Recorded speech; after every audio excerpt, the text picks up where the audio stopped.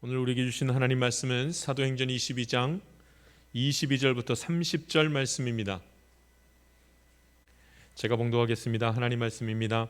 이 말하는 것까지 그들이 듣다가 소리 질러 이르되 이러한 자는 세상에서 없애버리자 살려둘 자가 아니라 하여 떠들며 옷을 벗어 던지고 티끌을 공중에 날리니 천부장이 바울을 영내로 데려가라 명하고 그들이 무슨 일로 그에 대하여 떠드는지 알고자 하여 채찍질하며 신문하라 한데 가죽줄로 바울을 매니 바울이 곁에 서 있는 백부장도로 이르되 너희가 로마 시민 된 자를 죄도 정하지 아니하고 채찍질할 수 있느냐 하니 백부장이 듣고 가서 천부장에게 전하여 이르되 어찌하려 하느냐 이는 로마 시민이라 하니 천부장이 와서 바울에게 말하되 내가 로마 시민이냐 내게 말하라 이르되 그러하다. 천부장이 대답하되 나는 돈을 많이 들여 이 시민권을 얻었노라. 바울이 이르되 나는 나면서부터라 하니 신문하려던 사람들이 곧 그에게서 물러가고 천부장도 그가 로마 시민인 줄을 알고 또 그 결박한 것 때문에 두려워하니라. 이튿날 천부장은 유대인들이 무슨 일로 그를 고발하는지 진상을 알고자 하여 그 결박을 풀고 명하여 제사장들과 온 공회를 모으고 바울을 데리고 내려가서 그들 앞에 세우니라. 아멘. 바울은 하나님을 만나는 중이라는 제목으로 우리 함께 말씀 나누겠습니다. 여러분, 사랑은 희생하는 것입니다. 그런데 사랑을 잘못 알면 사랑을 받고 싶어만 합니다.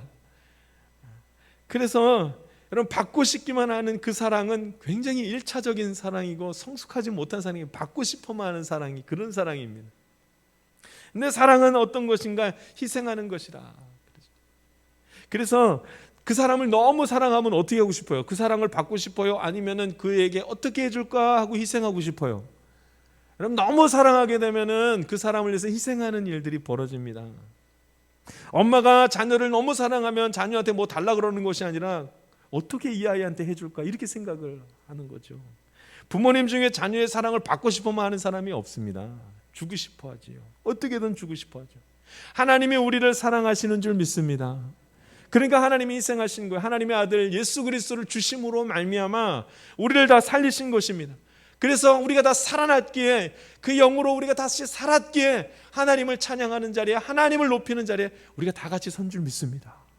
그러니까 여러분, 오해하지 마세요. 내가 오늘 예배드리러 온 게 마치 내 시간을 양보한 것처럼, 마치 내 돈을 양보한 것처럼, 내가 오늘 한번 예배드리러 왔다고 이렇게 말하지 마십시오. 착각입니다.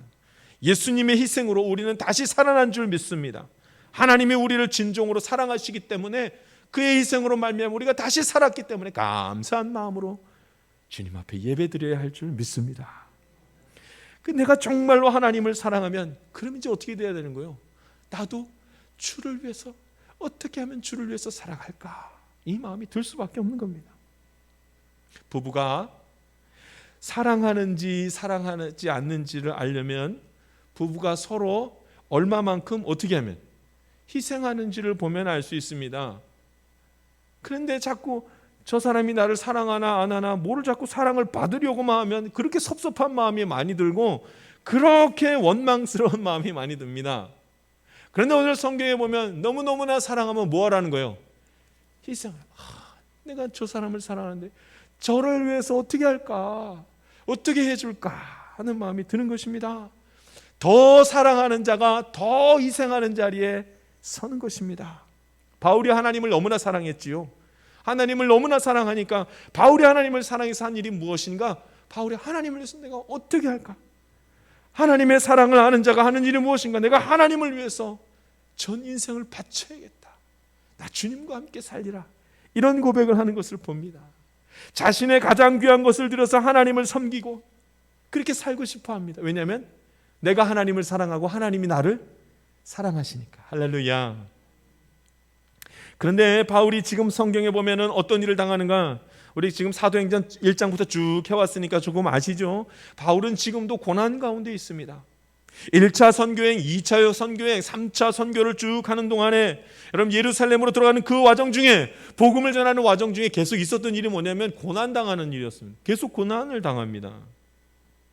바울은 계속해서 담대하게 하나님의 말씀을 선포하고 있는데, 복음을 전하고 있는데, 그래도 그가 계속 처한 상황은 기쁘고 행복한 상황보다는 너무나 어려운 일들이 그 안에서 계속 끊임없이 일어나는 것을 봅니다. 근데 왜 그런 일이 벌어질까? 가만히 지켜보면 어려움 가운데서도 누구를 만나고 있기 때문에, 하나님을 만나고 있었기 때문에 능히 감당한 것입니다. 그 일합니다.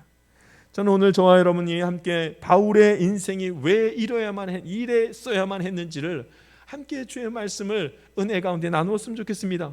왜 바울이 하나님을 믿고 예수님을 진정으로 만났는데 그 삶이 이리도 힘겨운지 말씀을 함께 나누기를 원합니다.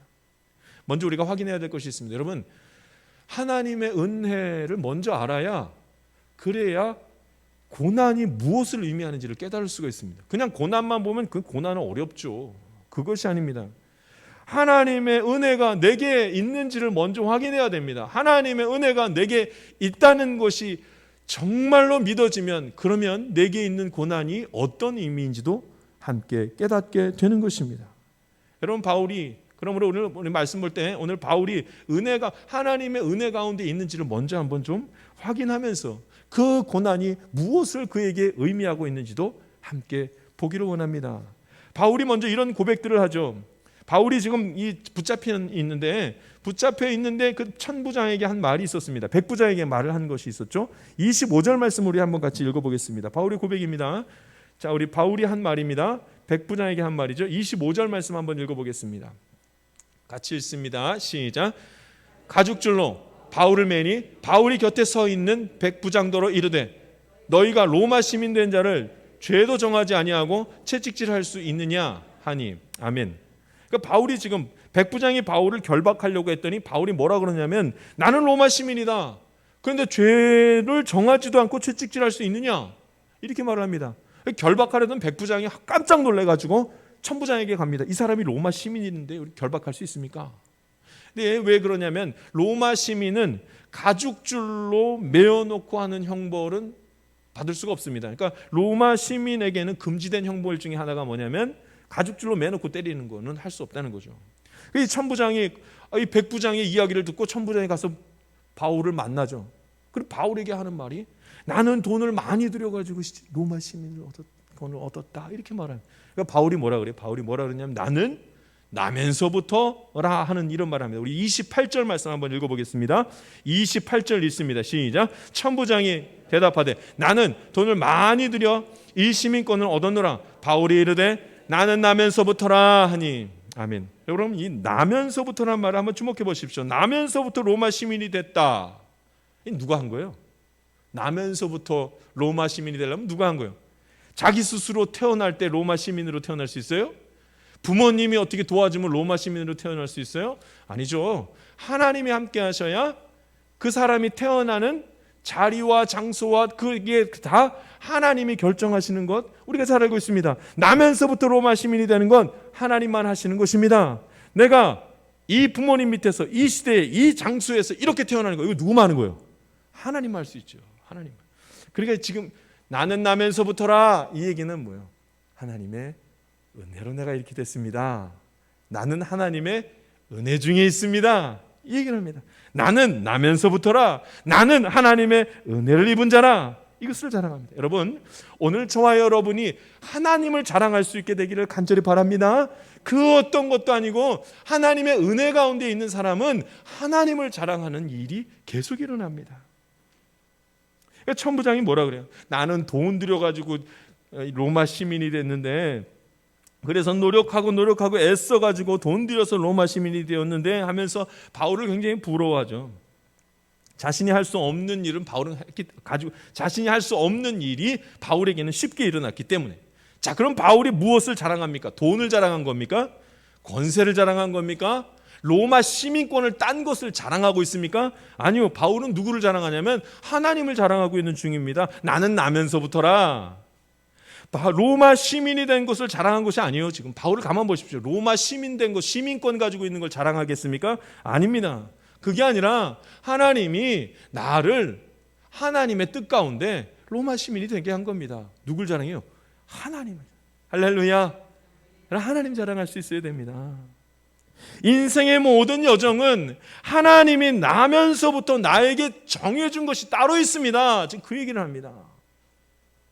내가 이 부모님을 만나고 이런 인생을 살고 내가 이런 자녀를 낳고 이런 동네에서 사는 것, 이 모든 것은 나면서부터 하나님께서 정하신 것입니다. 할렐루야. 여러분, 그 사도 바울이 고백했던 고백이 나면서부터 다 하나님 정해준 것이 따로 있습니다. 이렇게 말합니다. 이것이 귀한 것은, 이 말이 귀한 것은 이 때문입니다. 이를 통해서 이 부모님 밑에서 나고 이 동네에서 살고 이런 상황에 놓여 있었기 때문에 이를 통해서 나는 하나님을 만났습니다. 하나님 알게 됐습니다.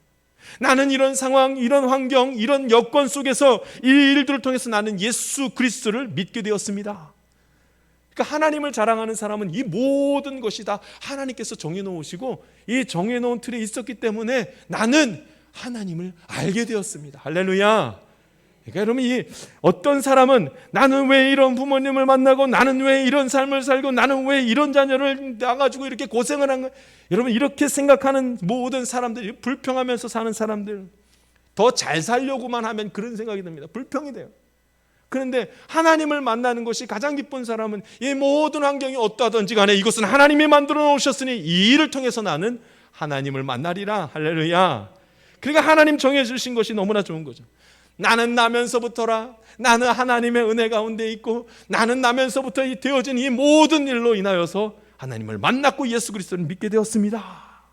그래서 이 하는 고백이 나는 로마 시민권이 있습니다. 하나님 주셨습니다. 바울은 은혜 가운데 있는 주의 자녀가 맞습니다. 그러니 그 가운데서 이런 고백을 하죠. 그런데 여러분 잘 보십시오. 그런데 바울의 삶을 보십시오. 너무나 힘든 삶을 삽니다. 믿음으로 사는 사람의 삶을 한번 보십시오. 하나님을 위해서 희생하면서 살겠습니다. 내 인생을 다 바치겠습니다 하는 사람의 삶을 한번 보십시오. 충격적입니다. 고난이에요. 놀랍게 고난이에요. 복음을 전하는 바울에게 사람들이 한 말이 무엇입니까? 22절 말씀 한번 읽어보겠습니다. 22절 말씀 읽지요. 시작. 이 말하는 것까지 그들이 듣다가 소리질러 이르되 이러한 자는 세상에서 없애버리자 살려둘 자가 아니라 하여. 아멘. 복음 전하는 사람을 향해서 세상이 뭐라고 말합니까? 이 사람은 세상이 있을 필요가 없으니 없애버리자, 살려두지 말자. 세상이 바울을 미워하고 있습니다. 놀랍게도 세상이 바울을 향해서 분노하고 세상이 바울을 향해서 심판하고 그를 죽이려고 합니다. 근데 그 자리가 어느 자리예요? 복음 전하는 자리에서 다른 것을 한 것이 아니라 누구를 원망하고 미워하고 판단하고 비판한 것이 아니라 복음 전하는 그 자리에 있었던 감정들이 어떤 감정이에요? 분노하고 증오하고 미워하는 감정들이 그 안에 있었습니다. 그럼 여러분, 우리는 쉽게 예상할 수 있는 것이 있습니다. 이 세상이 우리에게 어떻게 할지 예상할 수 있습니다. 예수 믿고 살아가는 사람들, 그 사람들을 향해서 세상이 어떻게 보는지 알 수 있습니다. 어떻게 해요? 세상이 우리를 핍박하리라. 복음을 전하는 자리에 있었던 것이 분노와 미움이었습니다. 그러니 우리는 아무리 믿음이 좋아도 분노와 미움의 자리에서 당황해하거나 또 힘들어할 이유가 하나도 없습니다. 이건 당연히 있는 겁니다. 그렇죠? 하나님의 은혜 가운데 있는 자라 할지라도 주변 환경을 보면 그런 일들이 늘 있는 겁니다. 그런 감정들이 도사리고 있습니다. 그러면 그것 때문에 그런 감정들 미워하고 분노하고 증오하고 이런 일들이 주변에서 일어나는 것으로 우리가 힘들게 됩니다. 그러나 그것으로 인해서 넘어지지 아니하고 예수님의 이름으로 예수님과 함께 능히 넘어갈 수 있게 되기를 간절히 바랍니다. 그 일은, 고난은 그냥 있는 거예요. 성경에 나와 있잖아요. 고난은 그냥 있는 거예요. 신앙생활을 하는 모든 사람이 전 인생을 자기가 주를 위해 살겠다고 바쳐도 고난은 그냥 있는 거예요. 그러니 바울이 결박되었습니다.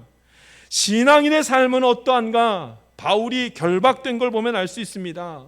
신약 성경의 수많은 책을 써내려갔던 저자 바울이 그의 인생을 보면 고난과 아픔이 늘 있었습니다. 바울이 선교를 하는 내내 고난이 있었습니다. 바울은 유대인들을 위해서 핍박받고 그 가운데서 어려움을 너무나 많이 겪었습니다. 바울의 동료들에 의해서 핍박받다가 도망친 것이 한두 번이 아닙니다. 오늘도 바울은 유대인들에 의해서 신고를 당하고 로마 군대의 군인들에게 결박당하는 힘겨운 삶을 살아가고 있습니다. 그렇다면 그럼 우리는 이런 현실을 어떻게 해석해야 됩니까? 믿음을 가진 우리들에게 정말 중요한 문제죠. 믿음을 가지고 있어도 고난이 늘 있더라. 우리는 고난을 받아야만 합니까? 네, 받아야만 합니다. 아무리 믿음이 좋아도 환난이 있습니까? 네, 환난이 있습니다. 있습니다. 피할 수 없습니다. 우리는 믿음을 가지고 이제 생각해야 될 것이 하나 있습니다. 여러분, 신앙인은 고난을 피해가는 것이 아니라 고난을 잘 다루어야 됩니다. 우리 옆 사람 한번 인사하죠. 고난을 잘 다룹시다.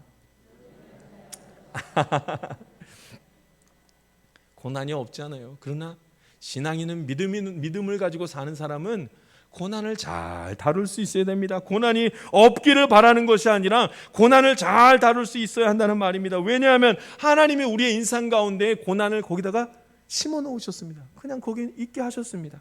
하나님이 작정하신 일 중에 하나입니다. 하나님이 계획하셨습니다. 그래서 고난이 있는 겁니다. 하나님이 정하신 일이 이러합니다.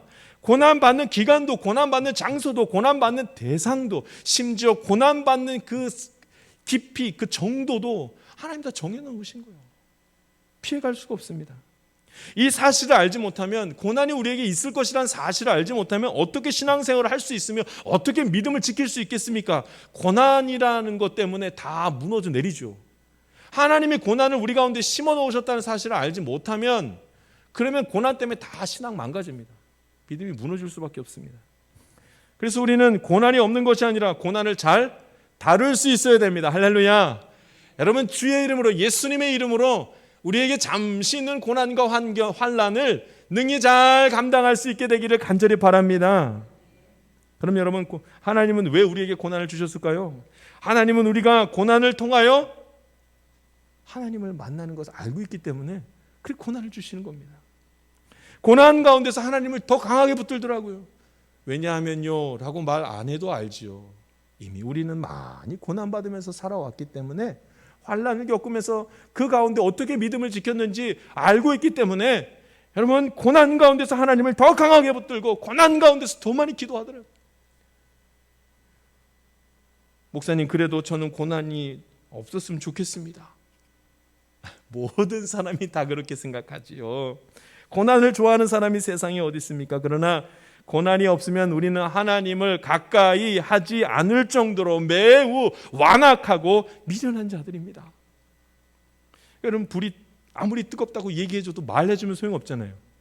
불이 뜨거운 거는 어떻게 하는 사람이 알아요? 대봐야, 손 한번 대봐야 거기 안 간, 그때 벌어집니다. 고난이 없으면 아무리 하나님이, 예수님이 우리의 구원자라고 말해 주어도 하나님께로 돌아올 생각을 하질 않습니다. 고난이 없으면 우리는 그거 안 합니다. 그래서 고난은 우리에게 유익일 수밖에 없습니다. 고난으로 하나님을 찾고 만나기 때문입니다. 그래, 여러분, 은혜 가운데 있어도 고난이 있는 것을 기억하시고 고난을 잘 다룰 수 있는 믿음과 은혜와 용기가 있기를 주님의 이름으로 부탁드립니다. 바울은 지금도 고난 중에 있습니다. 고난 중에 있기 때문에 그는 하나님을 생각합니다. 하나님께 더 매달리고 하나님을 더 많이 의지하게 되었습니다. 바울은 고난을 받았습니다. 그래서 바울은 하나님을 만나고 있는 중입니다. 은혜의 인생을 산다고 하면, 우리는 너무나 고생하게 은혜의 인생을 살면 그냥 인생이 활짝 열려질 거야, 그렇게 생각합니다. 그러나 은혜의 삶은 그런 삶이 아닙니다. 하나님을 만나는 삶이 은혜의 삶입니다. 그런데 하나님을 만나고 하나님을 찾고 하나님을 경외하면서 살려면 고난이 빠질 수가 없습니다. 어려움 중에서 더 간절히 우리가 하나님을 만날 수 있기 때문입니다. 여러분, 주의 은혜를 품고 살아가는 저와 여러분이 당연히 찾아오는 고난과 환난을 잘 다루면서 예수님과 함께 능히 이겨내며 주님 바라볼 수 있게 되기를 간절히 바랍니다. 지난주에 매우 은혜스러운 일들이 있었습니다. 한 성도님이 저를 찾아오셨어요. 눈물이 글썽글썽 해가지고 저를 찾아오셨어요. 그러면서 하시는 말씀이, 목사님 건축 헌금을 하려고 해요. 그래서 제가 그럼 드리세요. 근데 내고 싶지 않아요. 그럼 내지 마세요. 대화의 시작이 이렇게 되었습니다. 우리 성도님께서 한 달 전에 이제 하나님께서 주신 마음이 이러했다는 거예요. 늘 예배 가운데에 은혜를 너무 많이 받고 그 가운데 기도를 하는데 하나님이 그런 마음을 주시더라는 거예요. 건축 헌금해라는 마음을 강하게 주셨다는 거예요. 그래서 어쩌나 하고 생각을 하는데, 자신이 이제껏 평생 모아놓았던, 노후를 위해서 모아놓았던 돈이 있는데 하나님 그걸 갖다가 내라고 하신다는 거예요. 자꾸 그런 마음을 주시더라는 거예요. 그런데 내고 싶지가 않은 거죠. 왜냐하면 그거 내면 앞으로 내 노후가 고통스럽고 고난스러울 것 같으니까. 하나님 그럴 수 없습니다. 그것은 제가 평생 모아놓은 돈입니다. 제가 노후에 쓰려고 따로 놓았던 전부입니다. 그리고 기도를 멈췄습니다. 내고 싶지 않아서 기도를 멈췄습니다. 그런데 한 달 동안 기도가 되지 않더래요. 아무리 기도를 하려고 해도 기도가 되지 않더래요. 그래서 어느 날 기도하려고 하나님 앞에 기도를 하는데, 하나님 그 돈을 다 드리고 나면 나는 무엇을 의지하고 삽니까? 노후에 남아있는 것이 없지 않습니까? 근데 그 말을 하는 순간 제가 스스로 알게 되었다는 거예요. 아, 내가 하나님을 의지하는 것이 아니라 이제껏 돈을 의지하고 내가 모아놓았던 그 돈을 하나님보다 더 의지하면서 살았구나. 그래서 드디어 그것이 하나님의 음성인지 다시 깨닫고 저를 찾아온 겁니다. 그런데 그래도 아쉬움이 남아서 저를 찾아온 다음에 마지막으로 묻습니다. 목사님, 정말로 이 돈을 다 드리는 것이 하나님의 뜻입니까? 마음 내키지 않으면 내지 마세요. 그런데 저는 이 돈을 드리지 않으면 기도가 막혀요. 그럼 내세요. 그 성도님이 저를 만나기 전에 하나님 앞에 기도했다고 합니다. 목사님이 무슨 말씀을 하시면 그 말씀이 하나님 말씀 되게 해주십시오. 결국 하나님의 뜻이 무엇인지 알겠다고 하면서 이분이 무명으로 헌금을 올려드렸습니다. 이것이 자랑이 되지 않도록 목사님과 하나님과 저만 알고 그렇게 무명으로 드리고 싶습니다. 그래서 무명으로 올려드렸습니다. 여러분 한번 생각해 보십시오. 이 성도님이 하나님께 자신의 노후 자금 전부를 올려드렸습니다. 그러면 하나님께서 노년에 더 많은 돈을 그분에게 주시겠죠? 그건 잘 모르겠습니다. 어쩌면 돈이 없어서 노후에 조금은 불편한 삶을 살아야 할지도 모르겠습니다. 세상 방법으로 볼 때는 참으로 어리석어 보이고, 세상 방법으로 볼 때는 그분이, 그 성도님이 고난을 택한 게 맞습니다. 그런데 그 성도님께서 하나님께 자기가 의지했던 것 전부를 드리고 난 다음에 이제 누구 의지하는 거예요? 하나님만 더 깊게 의지하게 되었다는 사실입니다. 예물을 다 드리고 나니 의지할 것이 없어지고 난 다음에, 그렇게 된 다음에 보니 하나님을 더 사랑하게 되었고 하나님만 더 찾게 되었다는 사실입니다. 현실적으로는 형편이 이전보다 어려워졌고 앞날을 장담할 수 없게 된 것이 맞습니다. 그런데 그는 더 하나님만 바라보게 되었습니다. 누구나 할 수 있는 일은 아닙니다. 할 수도 없고, 하나님의 은혜를 주신 자만이 할 수 있는 매우 특별한, 아주 특별한 신앙의 고백이 우리 성도님의 고백입니다. 이제 하나님이 이 가정을 지키시고 평생 하나님과 동행하는 일들이 일어나게 될 줄 믿습니다. 자신이 의지하는 전부를 드렸기 때문입니다. 이 성도님께서 헌금을 하면서 두 가지 기도 제목을 올려드렸습니다. 한 가지는 자신과 남편과 자녀들과 그 자녀의 자녀들에게 확실한 믿음을 주시옵소서. 두 번째 기도 제목이었습니다. 졸업 시작해서 이제 건축 헌금이 더 많이 모여져서 교육관 건축이 빨리 이루어졌으면 좋겠습니다. 두 가지 기도 제목을 올려드렸습니다. 세상에서 하나님을 깊게 만나는 방법은 나의 가장 소중하고 내가 가지고 있는, 내가 많이 의지했던 것을 그냥 하나님 앞에 올려드리는 겁니다. 그것이 물질이건 그것이 시간이건 그것이 건강이건 그것이 어떤 것이든지 간에 다 올려드리는 겁니다. 그러면 분명히 세상은 나에게 어리석다고 비난할 겁니다.